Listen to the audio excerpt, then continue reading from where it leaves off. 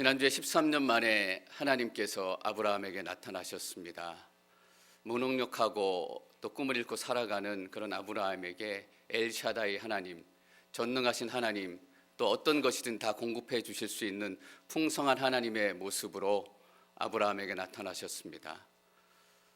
이스마엘이라는 새로운 아들과 꿈과 같은 시간을 보내느라고 정작 하나님이 주신 꿈은 다 잊어버리고 영적인 침체 가운데 있었던 아브라함의 모습이었습니다.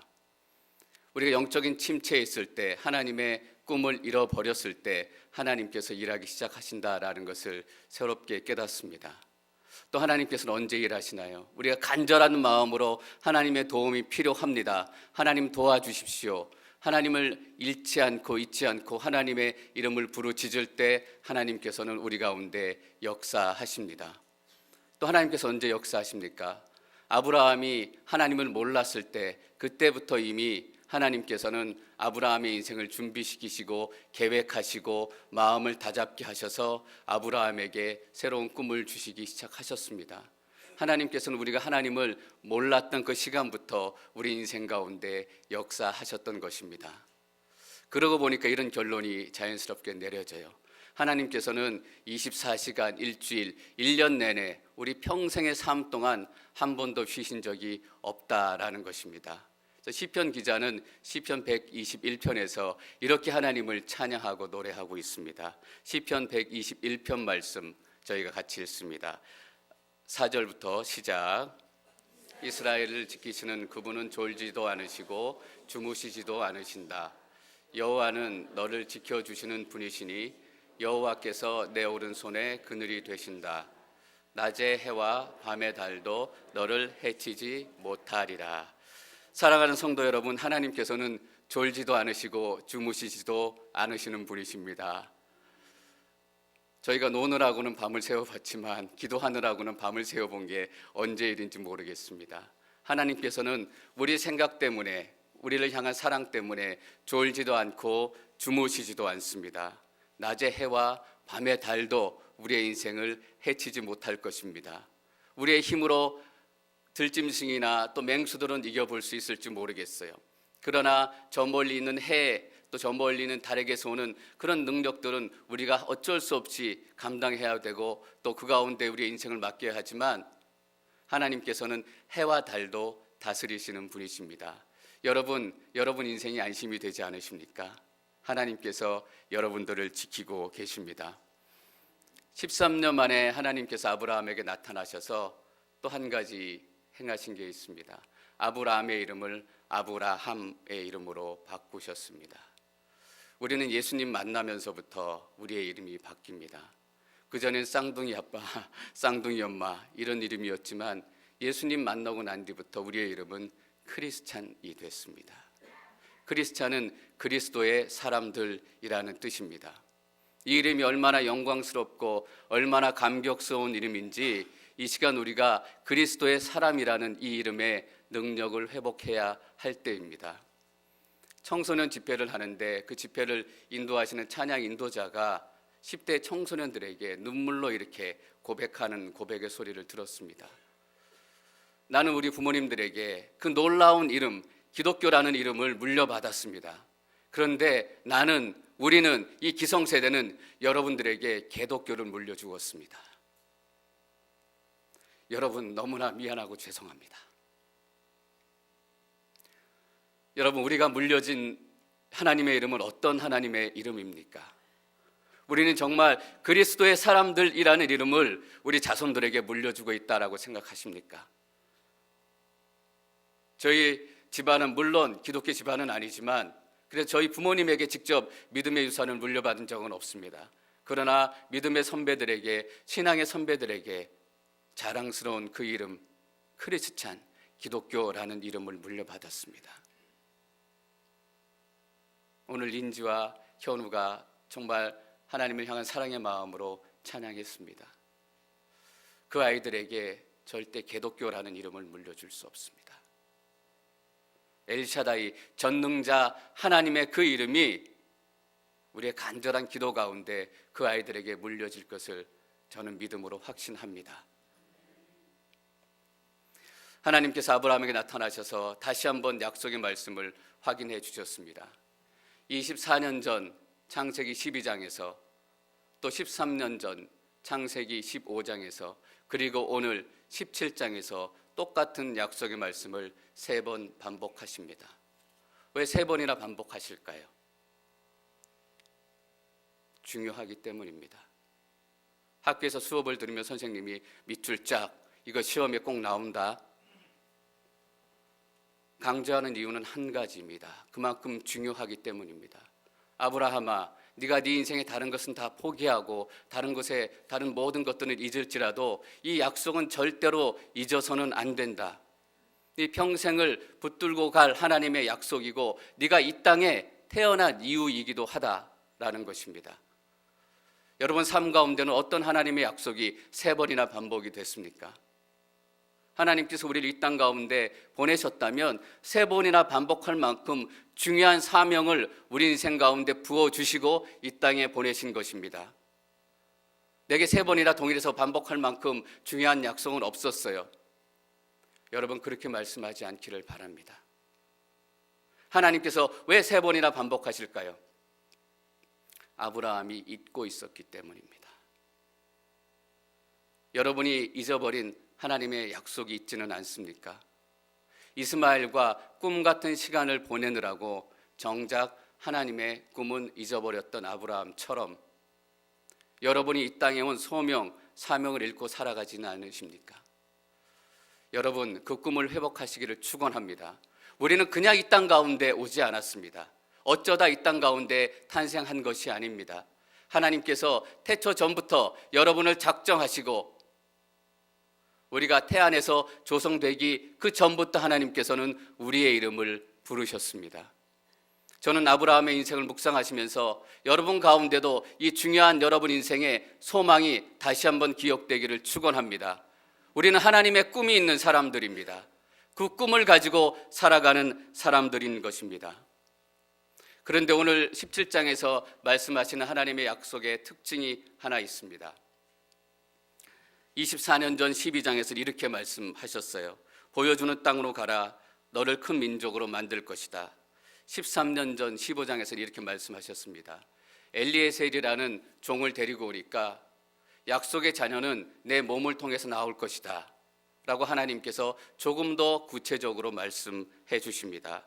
그리고 400년 동안 너희 자손들이 이방 땅에서 괴롭힘을 당할 것이다 라고 조금 더 상세하고 구체적으로 하나님의 약속에 대해서 계시해 주십니다. 오늘 17장에서는 어떻게 말씀하십니까? 하갈, 이집트 종인 하갈의 몸을 통해서 나온 이스마엘이 하나님의 약속의 자손입니다 라고 하나님께 얘기하니까 하나님께서는 아니다, 사라의 몸을 통해서 아들이 나타날 것이다 라고 다시 한번 더 명확히 하나님의 말씀을 주십니다. 그리고 아브라함이 그냥 큰 민족이 될 뿐만 아니라 수많은 나라들의 조상이 될 것이고 또 많은 왕들이 그곳으로부터 나올 것이다 라고 말씀하십니다. 그리고 나는 너와 내 자손의 하나님이 될 것이다 라고 말씀하고 계십니다. 여러분 우리가 무엇을 깨달을 수 있습니까? 이것이 하나님의 계시입니다. 너무나 많은 경우에 하나님의 계시는 점차적으로 우리에게 열립니다. 우리는 한 번에 모든 것을 알지 못하면 뭔가 큰일이 났다고 생각을 해요. 내가 기도했는데 지금 기도하는 이 자리에서 내가 모든 것을 깨닫고 모든 하나님의 약속과 음성을 명쾌하게 알지 않으면 내 기도가 이상하거나 하나님이 이상하거나 하나님이 응답하시지 않거나 큰일이 났다라고 생각을 해요. 그러나 하나님의 계시는 그렇게 임하지 않습니다. 우리가 성경을 읽을 때도 성경을 한 번 읽었는데 그게 무슨 말인지 모르면 큰일 났다고 생각해요. 성경책이 큰일 났거나 아니면 내가 큰일 났거나 그래서 큰일 난 사건을 덮기 위해서 성경책은 안 읽기 시작해요. 아니에요. 성경도 한 번에 읽어서 다 알 수 없는 책이 아니에요. 처음 읽었는데 성경이 무슨 말인지 모르겠어요. 당연한 얘기예요. 죄 가운데 어둠 가운데 살고 있었던 우리가 그 빛 가운데 진리의 말씀인 하나님의 말씀을 처음으로 읽었는데 그 말씀을 우리가 다 어떻게 이해하고 어떻게 알 수 있겠어요? 그 가운데 조금이라도 아는 것이 있다면 그것 자체가 하나님의 은혜인 줄 깨달으시기 바랍니다. 여러분 17장에 하나님의 약속의 아들이 아브라함과 사라의 몸을 통해서 많은 민족들의 조상이 되고 왕들이 많이 나올 것이다 라는 이 계시를 얻기 위해서 아브라함에게는 24년의 시간이 필요했어요. 우리가 하나님의 계시를 알기 위해서 성경을 읽어요. 얼마나 오랜 시간이 필요할까요? 12장에서 17장까지 오는데 한 달 정도 걸렸을 거예요. 최소한 한 달은 필요하지 않겠어요? 최소한 성경을 몇 번을 읽어야 되지 않겠어요? 한 번 읽었는데 무슨 말인지 도무지 모르겠어요. 당연히 몰라요. 아브라함이 24년 걸려서 알 수 있었던 하나님의 계시와 진리를 단 10분 만에 내가 다 알고 싶습니다. 정말 웃긴 얘기입니다. 50대 후반에 한국에서 존경받는 목사님이 한 분 계세요. 여러 가지 인품 면에서나 또 목회적인 면에서나 또 말씀 면에서나 골고루 균형도 잡히시고 정말 사랑하는 마음이 있으셔서 존경받으시고 또 귀하게 사역하시는 목사님인데 어떤 분이 그 목사님에게 이렇게 물었어요. 목사님, 목사님의 목회 비전과 계획이 무엇입니까? 근데 그 목사님이 이렇게 대답하세요.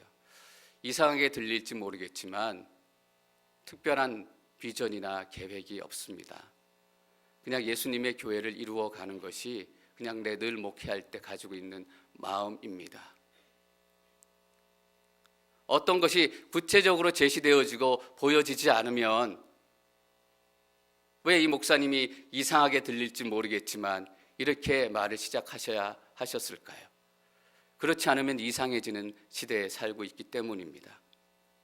하나님, 제가 이 자리에서 처음부터 끝까지 다 알고 싶어요. 처음부터 끝까지 다 알지 못한다면 하나님이 잘못됐거나 내가 잘못됐거나 둘 중에 하나일 거예요.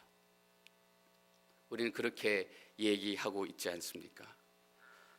저는 오히려 이 목사님의 고백이 더 도전적이고 더 성경적으로 들립니다. 내게 특별한 비전과 계획은 없습니다. 왜냐하면 우리 믿음의 사람들은 이 믿음을 가지고 매일매일을 살아가야 하는 사람들입니다. 영혼을 소망하며 살아가지만 내일을 소망하며 살아가지만 오늘이 존재하지 않고는 오늘을 내가 믿음으로 살아내지 않고는 믿음의 내일이 있을 수도 없고 영원한 내일이 있을 수도 없기 때문입니다.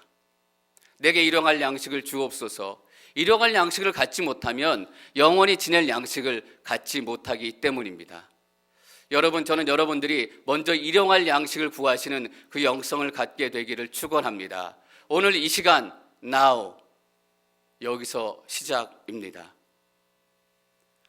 그래서 이 약속의 말씀을 듣기 위해서 아브라함은 17년, 24년의 시간을 기다려야 했습니다. 그리고 하나님께서는 계속해서 아브라함에게 이렇게 말씀하십니다. 저희가 9절과 10절 말씀 같이 읽습니다. 9절, 10절 시작.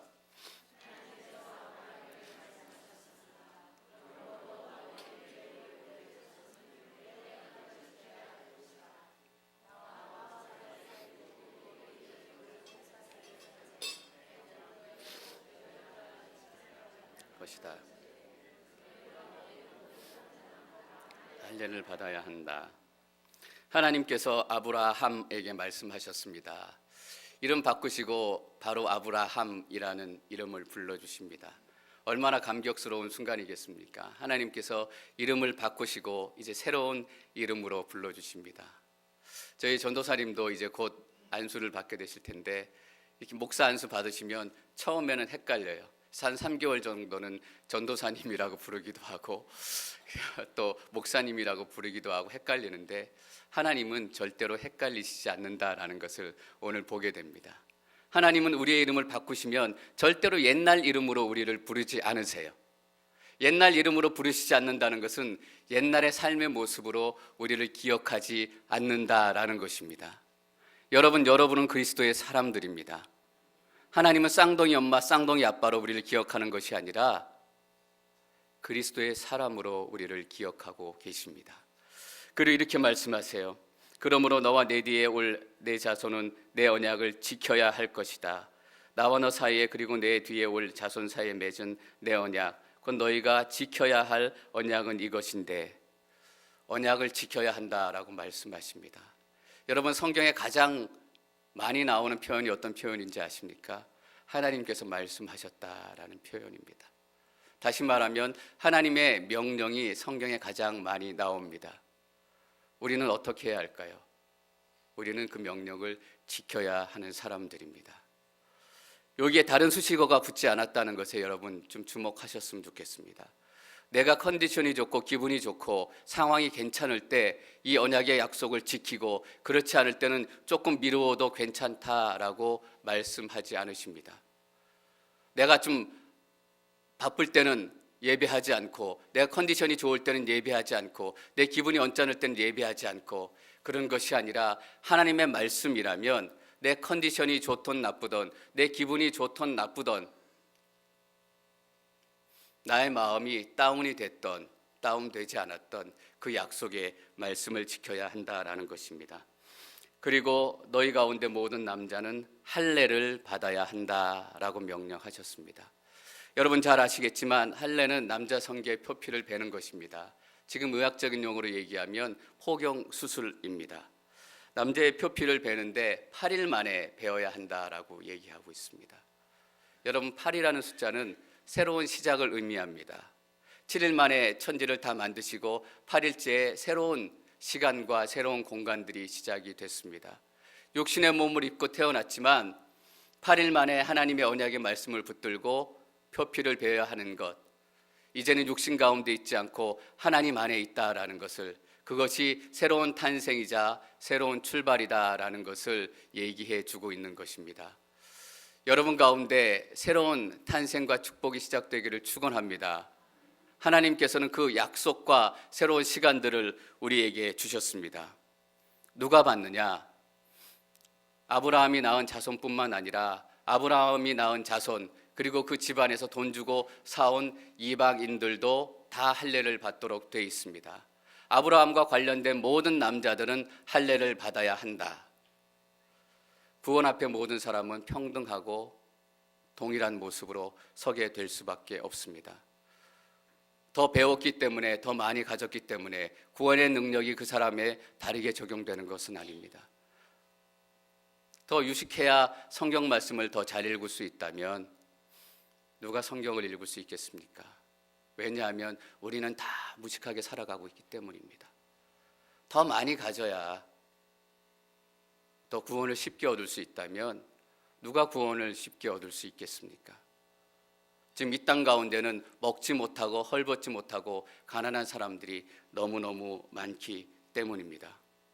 저희는 우리가 구원 앞에, 하나님 앞에 모두 동일한 공동체가 되기를 축원합니다. 우리 가운데 어떤 벽도 있을 수 없습니다. 어떤 구분도 있을 수 없습니다. 구원 외에는 우리를 구분하는 어떤 것도 없습니다. 우리 안에 남아있는 모든 벽들이 이 구원 때문에 무너지는 역사가 나타나게 될 것임을 믿습니다.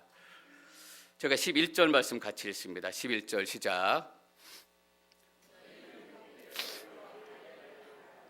이것이 너와 너 사이에 맺은 언약의 표시가 될 것이다. 11절 말씀을 저희가 잘 기억해서 읽어야 합니다. 너희는 포피를 베어 할례를 행하여라. 이것이 나와 너 사이에 맺은 언약의 표시가 될 것이다. 할례는 무엇이라고요? 할례가 구원이 아니라 할례는 그 언약의 표시입니다. 우리가 비행기를 타고 갈 때, 저는 비행기 탈 때마다 좀 비행장에 가면 어리부리하고 어디로 가야 되나 막 이런 마음, 불안한 마음이 드는데, 비행기 티켓을 보면 몇 시에 출발하고 또 게이트가 몇 번이고, 그래서 출발하기 전에 저희는 그 비행기표를 보고 몇 번이고 확인합니다. 내가 제대로 된 게이트에 앉아 있고 제대로 된 시간에 나와 있는가 확인을 하는데, 여러분, 비행기표만 앞만 들여다보고 있다고 해도 저희가 날아갈 수 없습니다. 비행기표는 우리가 탈 수 있는 표시일 뿐입니다. 그런데 이 비행기표만 들고 자기가 날아가고 있다라고 생각하며 살았던 사람들이 있습니다. 유대인들입니다. 유대인들은 이 할례가 구원인 것처럼 착각하고 구원인 것처럼 그들이 믿고 살았습니다. 그래서 할례 받지 않은 백성들은 구원이 없다라고 그들이 믿고, 사도 바울이 열방 가운데 복음을 전하면서 가장 자주 부딪혔던 문제가 바로 이 할례의 문제입니다. 유대인들에게는 할례의 문제였고 그것이 구원의 문제였지만, 우리 삶 가운데 겉으로 드러난 표시가 우리의 구원의 문제인 것처럼 우리가 생각하며 살 때가 너무나 많습니다. 성경 공부를 1과에서 10과까지 한 사람, 이 사람이 구원에 있어서 더 높은 자리에 있고, 또 그 사람이 구원받을 것 같고, 좀 고상한 말을 써야 저 사람이 구원받은 것 같고, 또 구원받은 백성처럼 사는 것 같고, 겉으로 난 표시가 그 사람의 속을 말해주지 않는다라는 것입니다. 할례는 언약의 표시입니다. 저희가 14절 말씀 계속해서 읽습니다. 14절 시작. 그 뽑힌 남자는 내 언약을 어긴 것이기 때문에 그 백성들 가운데서 끊어질 것이다. 하나님께서 할례를 우리 가운데 주신 가장 큰 이유는 언약의 상징입니다. 그래서 그 할례의 흔적을 볼 때마다 하나님을 기억하는 것입니다. 율법으로 주셨지만 내 몸에 난 하나님의 표시를 볼 때마다 하나님을 기억하고 하나님의 사랑을 기억하는 것입니다. 그래서 언약은 율법이 아니라 하나님의 은혜여야 합니다. 내 몸에 난 예수 그리스도의 표시를 볼 때마다 하나님의 사랑과 예수 그리스도의 은혜를 기억해야 되는 것입니다. 그래서 이스라엘 백성들은 그 할례에 고집해야 되는 것이 아니라 할례의 흔적들을 볼 때마다 하나님께서 아브라함을 어떻게 인도하셨고, 아브라함을 어떻게 회복시키셨고, 아브라함 가운데 어떻게 하나님의 구원의 계획을 이루시고 지금 나에게까지 왔는지 그 은혜를 기억하며 나아가는 것입니다. 제가 로마서 4장 19절 20절 말씀을 같이 한번 읽을까요? 로마서 4장 19절 시작. 아브라함은 백선하되 이미 자기 몸이 죽은 것 같고 사라의 태가 죽은 것 같음을 알고도 믿음이 약해지지 않았습니다. 그는 하나님의 약속을 믿고 의심하지 않았고 도리어 믿음이 굳건해져서 하나님께 영광을 돌리고. 아브라함의 믿음이 약해지지 않았습니다. 모든 삶 가운데 하나님께 영광을 돌렸습니다. 로마서 4장에서 바울은 아브라함의 삶을 이렇게 평가하고 있습니다. 네, 여러분, 아브라함의 삶을 계속 같이 묵상해 오면서 아브라함에 대해서 어떤 생각이 드시나요? 전 이번에 아브라함에 대해서 묵상하면서 아브라함 참 허당이다. 아브라함 믿음 좀 좋아졌으면, 아브라함 하나님 말씀대로 좀 살았으면, 얼마나 아브라함 인생 가운데 흠도 많았고 불신의 시기도 많았고 흔들리는 시기도 많았는가. 참 허당 같은 인생을 살았다라는 것을 다시 한번 생각하게 됩니다. 그런데 사도 바울은 아브라함의 인생을 그렇게 평가하지 않았습니다. 믿음이 흔들리지 않았고 하나님께 영광 돌리는 삶을 살았다라는 것입니다. 이 평가 자체가 은혜다라는 것을 우리가 다시 한번 깨달아야 합니다. 하나님께서 나중에 우리의 인생을 평가하실 때 잘 살았다, 너의 믿음이 흔들리지 않아서 고맙다라고 말씀하실 것입니다. 왜냐하면 우리가 쓰러지고 엎어지고 흔들렸지만 그 불안하고 어려운 인생 가운데 하나님 쪽으로 가려고 그래도 틈마다 시간 날 때마다 무던하게 애쓰고 노력했기 때문입니다. 넘어졌지만 일어서서 다시 하나님께로 가고, 실패했지만 일어서서 다시 하나님께로 가고. 아브라함이 정말 믿음이 좋아서 한 번도 흔들리지 않았기 때문에 아브라함이 이렇게 평가받은 것이 아니라 아브라함의 인생에 대한 평가 자체도 하나님의 은혜인 것을 우리가 기억해야 합니다. 할례는 이것입니다. 할례의 표식을 볼 때마다 우리는 하나님의 은혜, 내가 어떻게 구원을 받고 내가 어떻게 믿음이 자손이 되고 내가 어떻게 믿음의 공동체 안에 살게 되었는지 그 은혜를 고백해야 하는 것입니다. 그래서 하나님께서 아브라함에게 주신 언약의 핵심은 무엇입니까? 바로 이것입니다. 제가 7절과 8절 말씀을 읽어보겠습니다. 내가 내 언약을 나와 너 사이에 그리고 내 뒤에 올 자손 사이에 세워 영원한 언약으로 삼고 내 하나님 그리고 내 자손의 하나님이 될 것이다. 내가 지금 나그네로 있는 이 가나안 온 땅을 내가 너와 내 자손에게 주어 영원한 소유물이 되게 하고 나는 그들의 하나님이 될 것이다. 아브라함 언약의 진짜 핵심은 무엇일까요? 내가 너의 하나님이 되고 내 자손의 하나님이 될 것이다 라는 것입니다. 여러분, 진짜 하나님의 축복이 무엇입니까? 하나님께서 우리의 하나님이 되시고 우리 자녀들의 하나님이 되셨다라는 것입니다.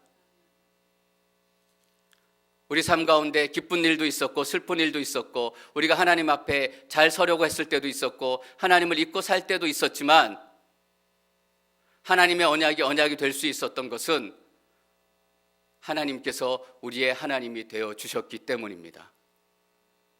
지난주에 저희가 보았던 1절에서 8절까지 말씀을 여러분 다시 한번 읽어보시면 이런 단어가 되게 많이 나와요. 내가 너를 번성하게 하겠다. 내가 너를 자녀로 삼아. 내가 내 자손과 너 사이에.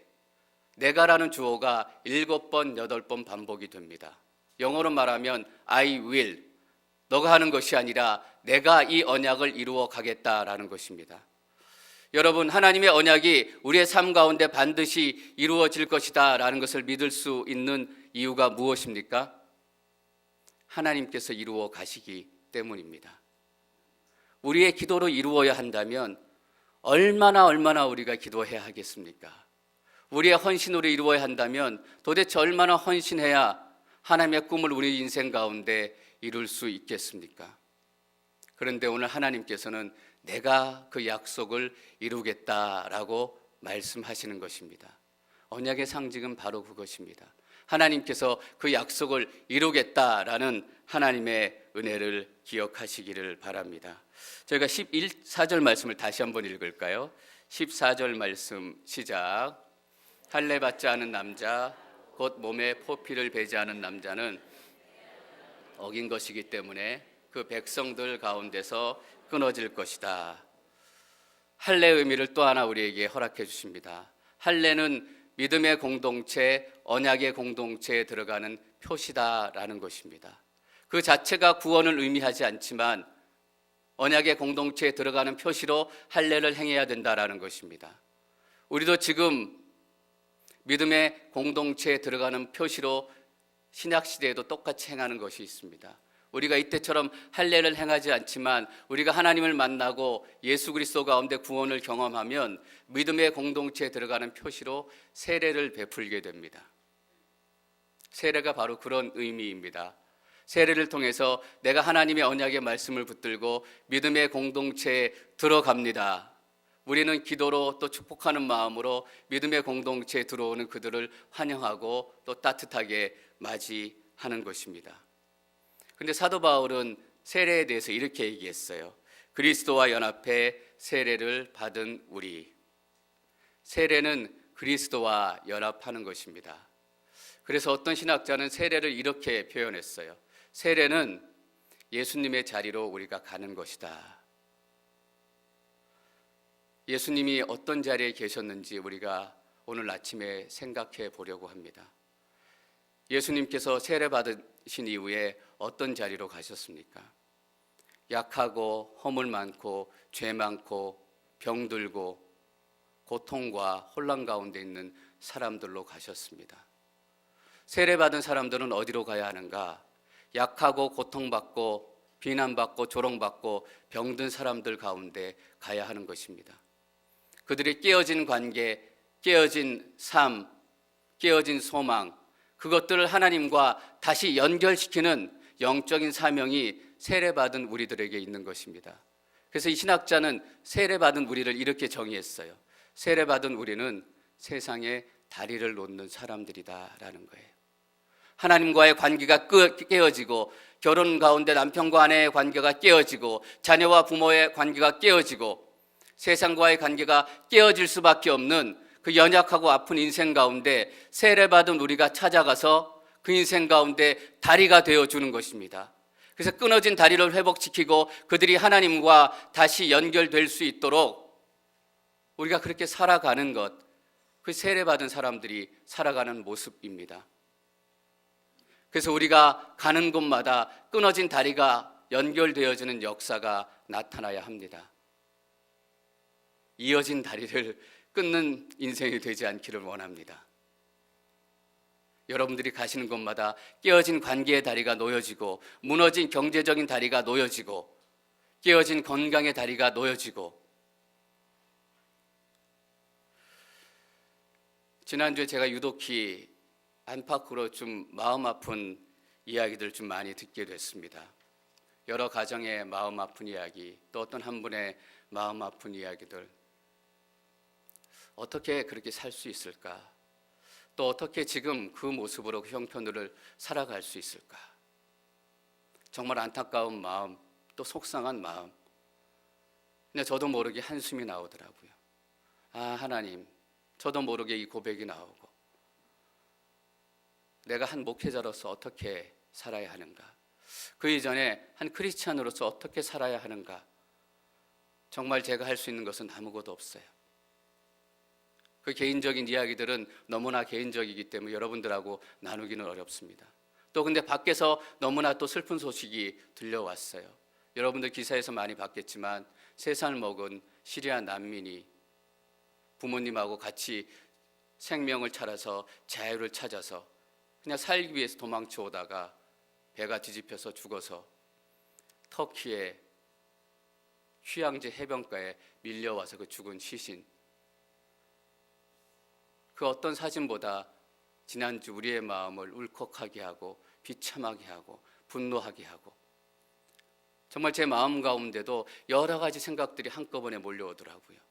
마음이 아프기도 하고 슬프기도 하고 무기력하기도 하고 화가 나기도 하고. 그들을 그 땅 가운데 몰아냈던 IS 폭력, 자기 것만을 챙기며 살겠다고 시리아에서 여전히 반군과 정부군이 대립해서 싸우고. 하나님, 사람이 그렇게 악할 수 있습니까? 이 땅 가운데 도대체 무슨 소망이 있단 말입니까? 하나님의 말씀이라고 암만 선포해도 그 인생들이 변하지 않는 것 같아요.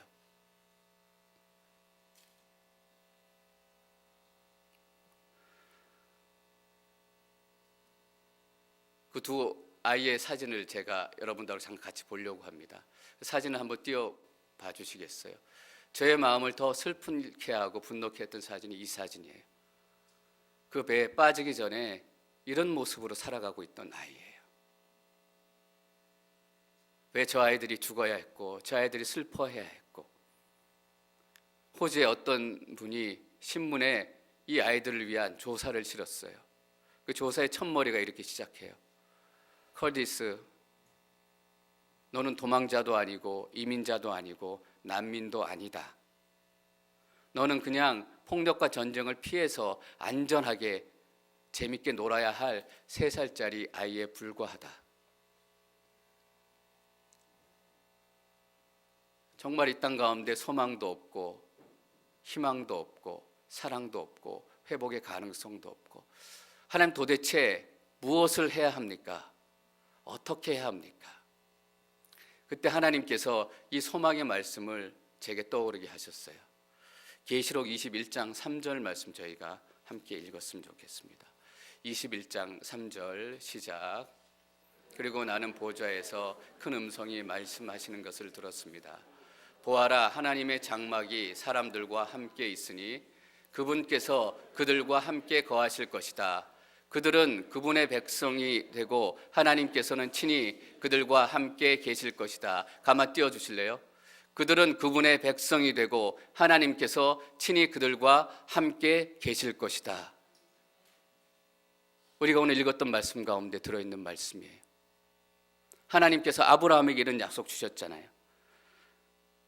영원한 언약으로 삼고 내 하나님 그리고 내 자손의 하나님이 될 것이다. 나는 그들의 하나님이 될 것이다.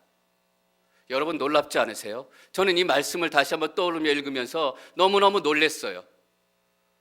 아브라함에게 주셨던 이 약속의 말씀을 세상 끝날 계시록 21장에서 동일하게 주신다라는 거예요.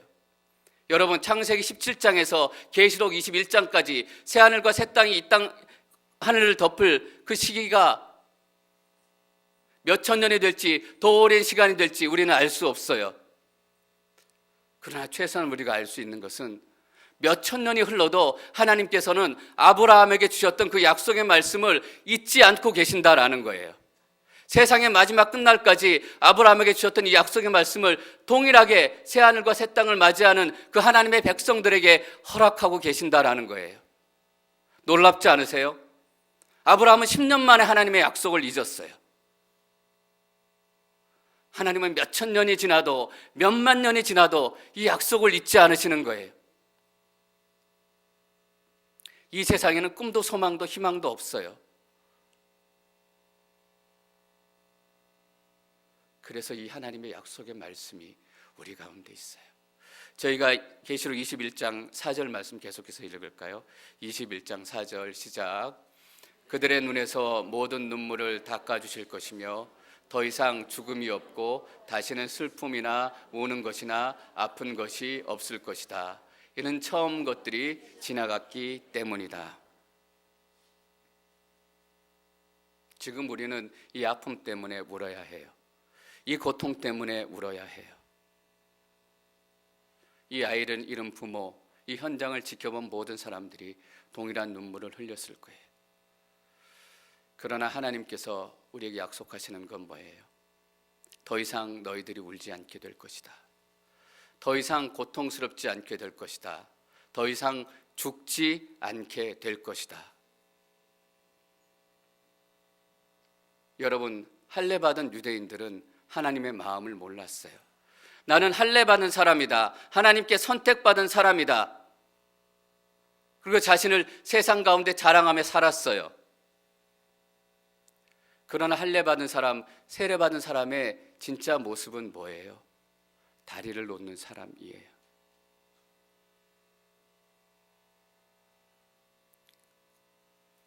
하나님, 제가 이 아이들을 위해서, 시리아 난민들을 위해서 무엇을 할 수 있을까요?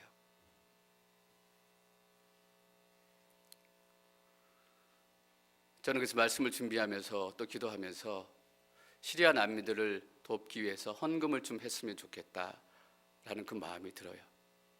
왜냐하면 우리는 다리를 놓는 사람이기 때문이에요. 혹시 이렇게 생각하고 또 얘기하시는 분들이 계실지 몰라요. 저희 가운데는 없지만 기사 보니까 그렇게 얘기하고 또 생각하는 사람들이 있더라고요. 다른 곳에도 어려운 사람이 많다. 왜 이런 기사만 나면 난리냐? 이 기사가 날 때라도 우리는 난리를 쳐야 해요. 이 사건이 날 때라도 우리는 그 힘든 사람들 도와야 해요. 그렇지 않으면 언제 돕겠어요? 우리 같이 죄 많고 약하고 쓰러지는 사람들이 늘 그 사람들을 생각하면서 사건도 없고 아무 일도 안 났을 때도 계속해서 도울 수 있을 것 같아요? 아니에요. 이 일들이 생겼을 때, 이 아픔이 우리 가운데 있을 때만이라도 그들을 돕고 기도해야 돼요.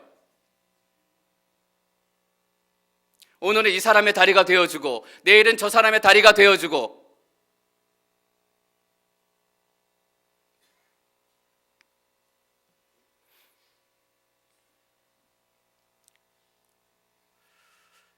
그래서 저는 여러분들이 기도하시면서 다음 주에 저희가 시리아 난민 캠프를 위해서 한번 기도하려고 하는데, 월드비전에서 시리아 난민 캠프 사역을 하는 게 있더라고요. 저희가 직접 그 사역을 하진 않지만 월드비전을 통해서 시리아 난민들 그 캠프를 조금 돕고 또 그들이 깨어진 것들이 회복될 수 있는 그런 하나님의 은혜가 임했으면 좋겠다라는 그 마음이 있어요. 여러분, 할례 받고 우리가 표식을 가지고 그런 것만으로는 아무 의미가 없어요. 우리는 마음의 할례 받은 사람이에요. 우리는 세례로 구원을 얻은 사람들이에요.